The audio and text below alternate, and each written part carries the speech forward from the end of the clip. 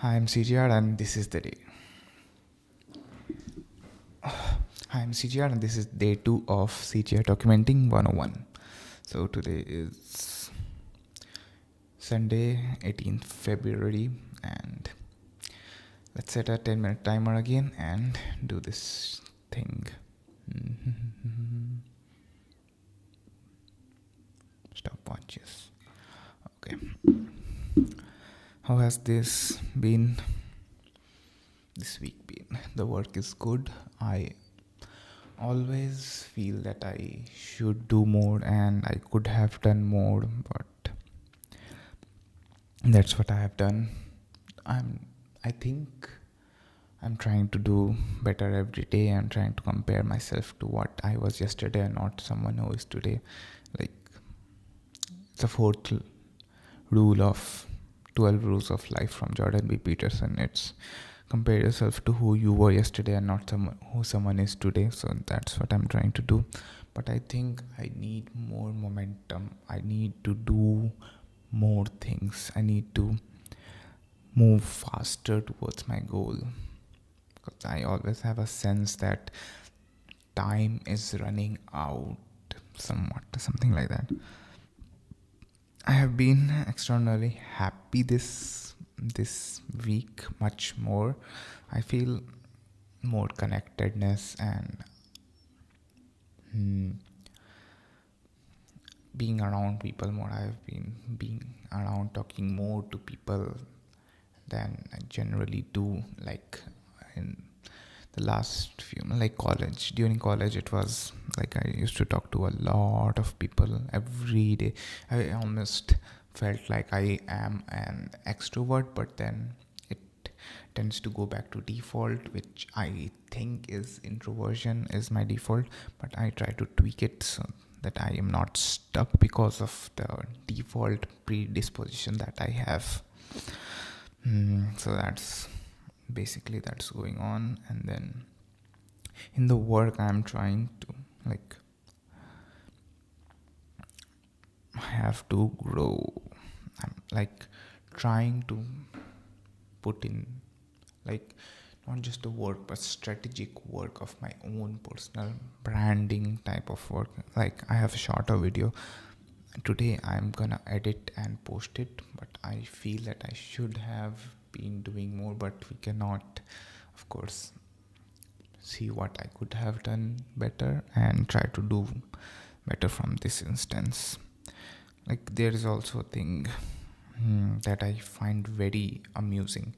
Like, this is very interesting part of the how humans take action and how we can trick ourselves kind of to take action. It's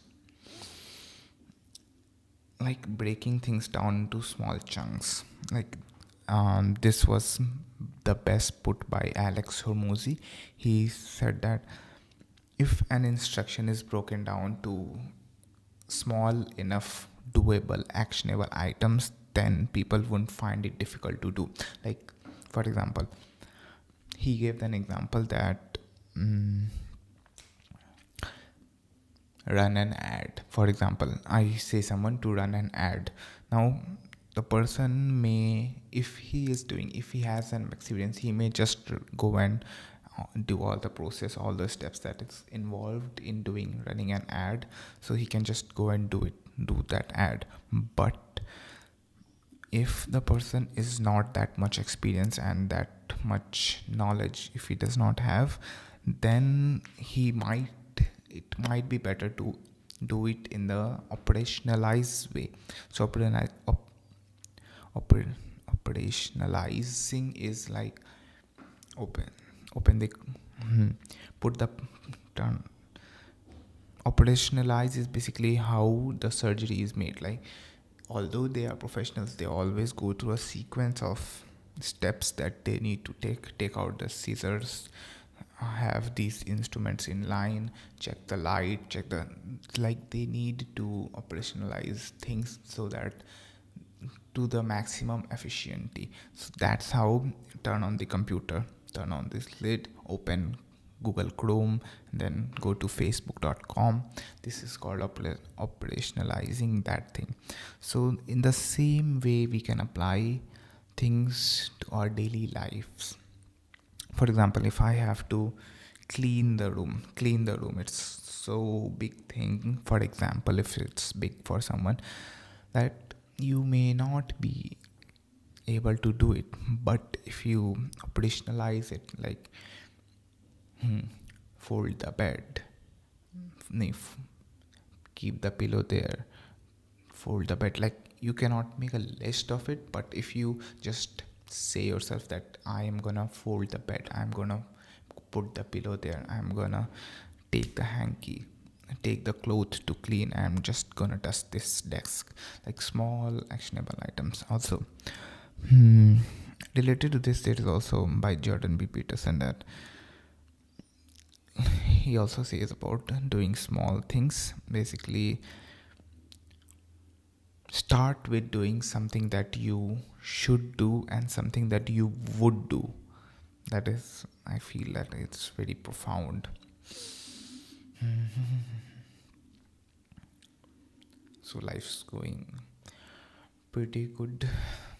Like, I am trying to improve like I have improved a lot in badminton, I have improved a lot in design. I need to put up an agency and build my personal own brand, because right now I feel I have only one leverage, which is my own skill set and my own time. So I'm just trading my skill set and time. Leverage is gonna grow, but the leverage of content and personal brand, it's much more like initial investment it asks, but on a long term it gives more return for the least amount of effort.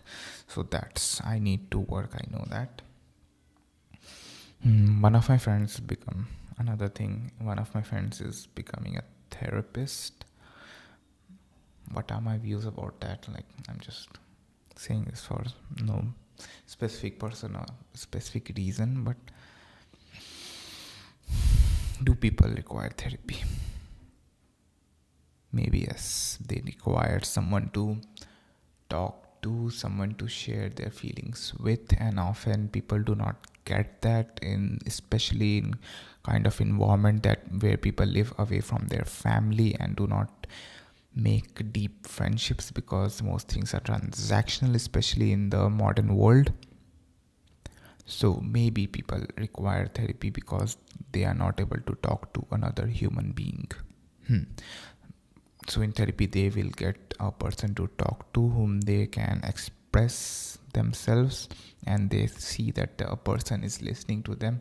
That in itself will be able to help. And then there are methods with which the therapist lets them talk and express their feelings, and also guide them out of the rabbit hole. But saying all that, it may be very helpful for someone, but I feel it's also, especially men, I don't feel that it may not work for some men, because they will feel that, because especially men always feel that the people are doing something for them because of what they can do or provide it as a transactional thing. I don't know, I just kind of have a feeling, especially after Andrew Tate, this all fucking talk. So yeah, the men, so they're paying people to do it, so that they may not then feel that it's something innate that people want to listen to them, something like that. But also the thing is, with I feel this with therapy, the manifestation, as people say, like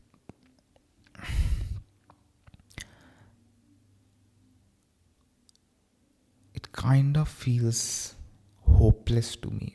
I don't know why, but it kind of feels hopeless to me. Like, I don't need to do something to become better. Like, you do need to they say that you need to take this action.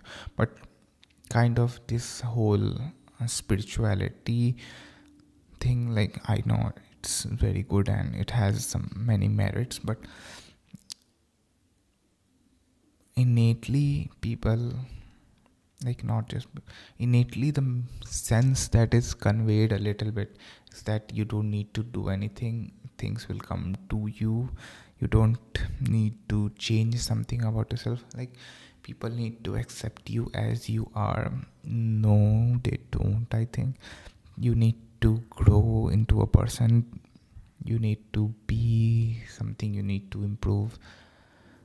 Especially when you are young, you are not a well made person or well solidified personality. You need to grow, and people around you can influence and change you and build you to that personality. It's like if you're saying to a 18-year-old, you are exactly who you are, like,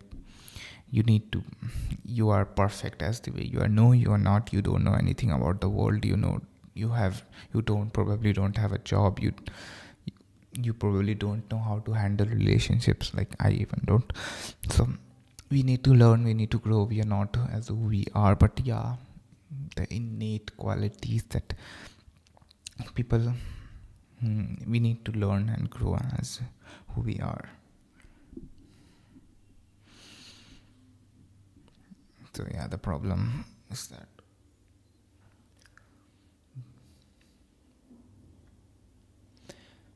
actions, yes. I feel that if you say someone that if you take action and then you can change the course of the things that going on, then it's very uplifting that yes, there is something that I can do about the situation. If it's like this is who I am, then I cannot do anything about the situation, then it's like, oh, I'm fucked. But also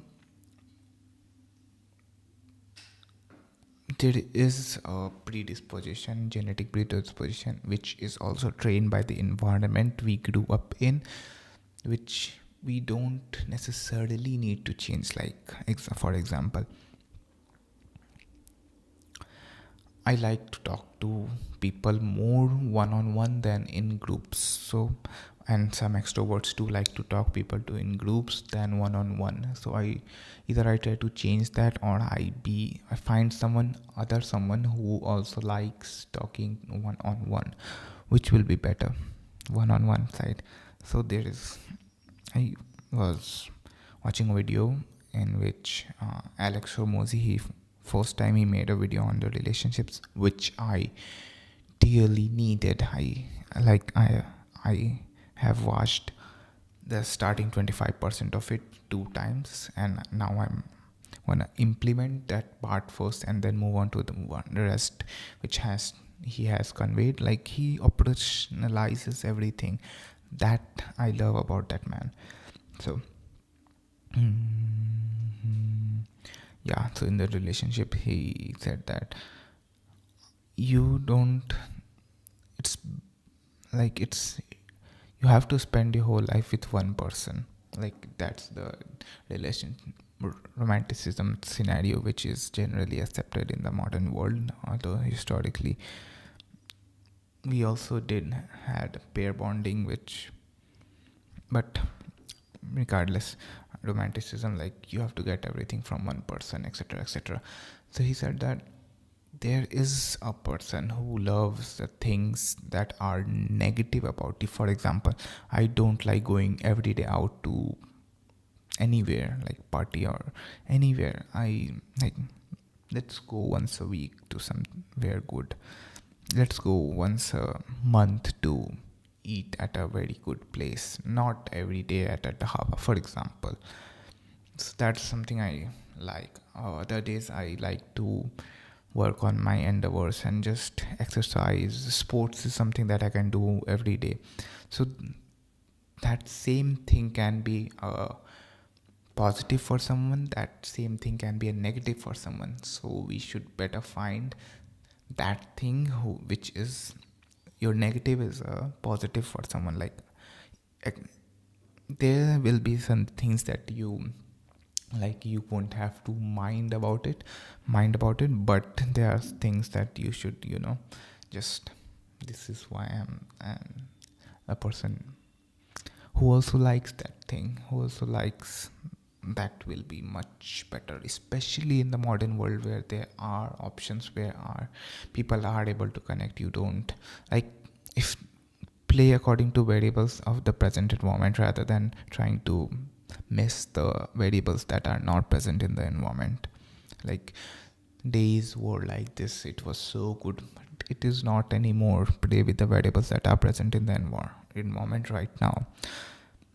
So mm, when this everything is so connected, when everything is so readily available, and when people are like, once you go above a certain part in the Maslow's hierarchy, there is no settling. People are not settling because it's not that they are evil now, it's just that we have crossed a basic needs on the Maslow's hierarchy. It's not something like Kali Yuga. I say it often in just to joke about it, but it's just a natural cycle that had to happen and that has happened. So yeah. Where was I? Yeah, when things are, the variables are like this, we need to optimize for the best. Yeah, we can have it all now, so we could have it all. Yes, this is also not a change that people have been through, like people are becoming bad in some sense, people convey, but I don't think so at all. It's just technology, it continues to improve, and whenever technology will improve, there will be a chaos and a loss of order.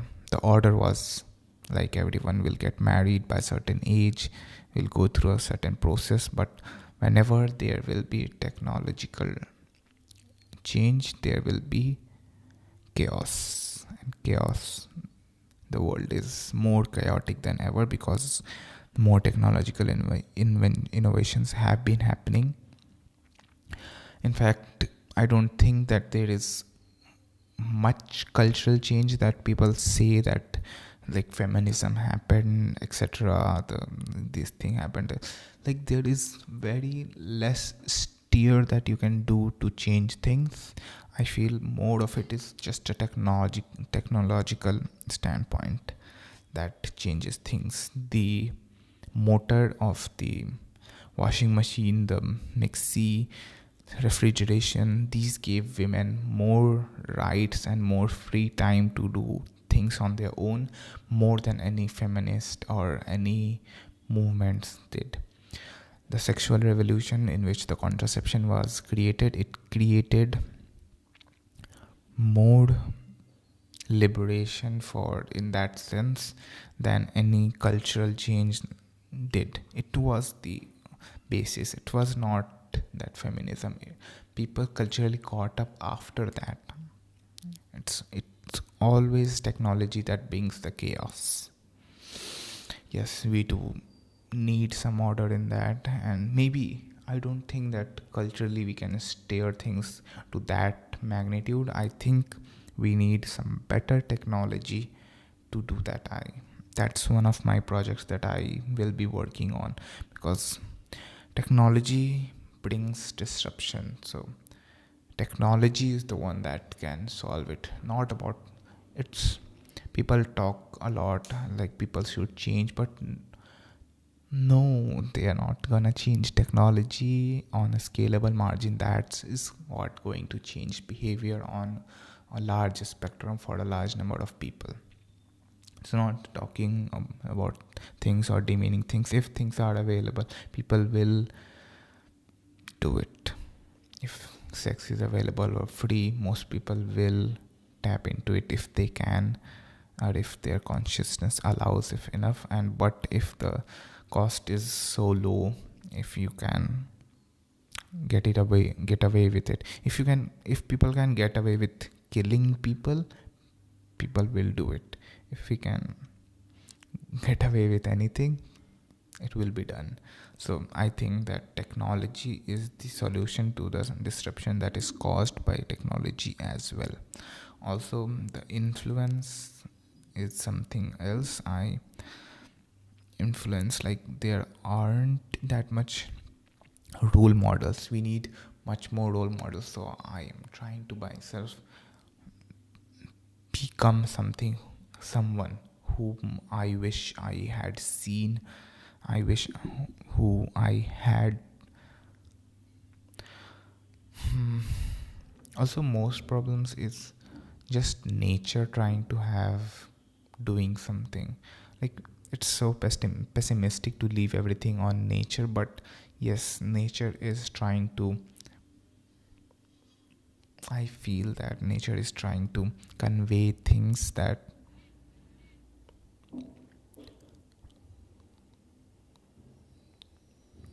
nature is trying to continue life.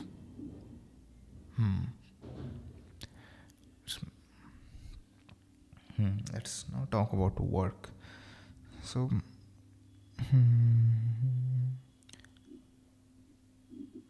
I'm I feel I'm good at learning things. That's my main key point. It's 20 minutes. I am really good at learning things. I can improve and I can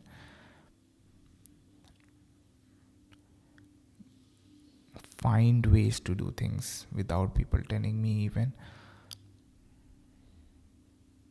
Although, that being said, when people do guide you in a certain way, you do become better at it, but you need to be receptive to that and put in an amount of effort to actually get in the state where you will be able to receive that advice. For example, while I'm learning badminton, but I go to badminton training not because I was interested in learning badminton training, but I was interested in playing badminton. And since I cannot find people to play badminton with, I decided to join the training so that I will be able to play with people, because in training people will be there who are interested in playing badminton, so I will be able to play badminton. Now I feel like I'm improving a lot in that. So initially the coaches, they do not like come 1 hour lecture. This is how to hold hands, this is how to position yourself, this is how to receive this type of match, this is how to lift a smash, this is how to do a toss. No, they just go and play, and in between, if they see that you are making a mistake, then they will tell you, and if you learn good, they will tell you more things, and eventually they'll try to see that you keep learning and you keep improving. The first thing, I was told how to hold the racket. This over khatam gaya. Uske baad they, like, for a few weeks I wasn't told anything how to do. Then there was a practice going on for the tosses.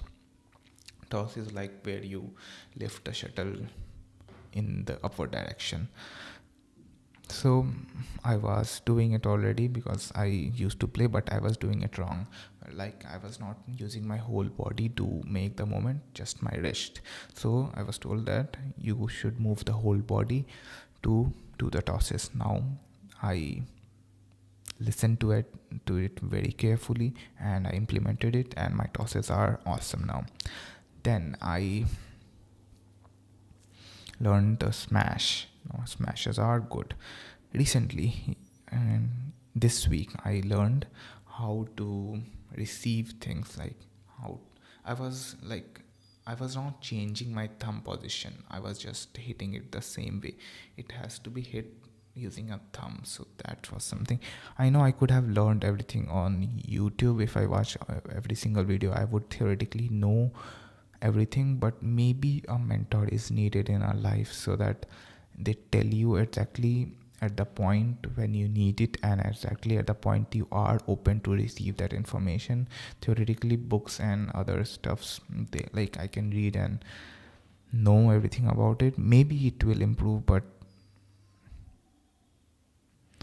I think I'm realizing the human to human interaction part is so needed in mentorships and coaches. Yeah. My throat is fully sore. I don't think I have drank water enough right now. So it's been 24 minutes, 33 seconds, and it's all going great. Now I'm gonna end it. I'm gonna record. I'm starting a CGR Designs podcast as in, yeah, I'm gonna share knowledge. Like, I don't have any knowledge. I'm gonna just share my experience. I will not be trying to pose as an expert, because that doesn't feel right, kind of. Yeah, so just talk about my experience in that, and then show, like, I'm not gonna make tutorials on how to make a YouTube thumbnail. I will just make how I made it, that kind of thing, how I did it, like, whichever thumbnail I will make, I will just show how I made this thumbnail. That's it.